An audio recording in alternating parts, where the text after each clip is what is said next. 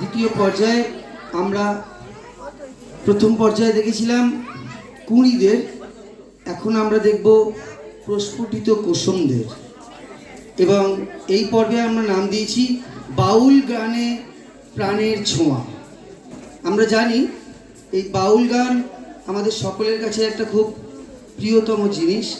বাংলা লোকগীতির মধ্যে একটা পর্যায় হচ্ছে এই বাউল গান। পঞ্চদশ শতকের আগে এই বাউল গান প্রথা শুরু হয়েছিল। ঊনবিংশ শতাব্দীতে লালন ফকিরের গাওয়া বাউল গান শুরু হওয়ার পর থেকে এই বাউল গান প্রচণ্ডভাবে বিখ্যাত হয়েছে। একজন বাউল গান কখন গায় জানেন? যখন সে তার মনের মধ্যে ঈশ্বরের অস্তিত্বকে অনুভব করার চেষ্টা করেন, তখন সেই জায়গা থেকে বাউল গানের সৃষ্টি হয়। একজন ফকির যিনি সারাদিন ভিক্ষা করছেন, তিনি হয়তো একদিন ভিক্ষা পেলেন না, তাও তিনি গান গেয়ে গেলেন আনন্দে। সেটাই বাউল গানের বৈশিষ্ট্য, সেটাই বাউল গানের মাহাত্ম্য।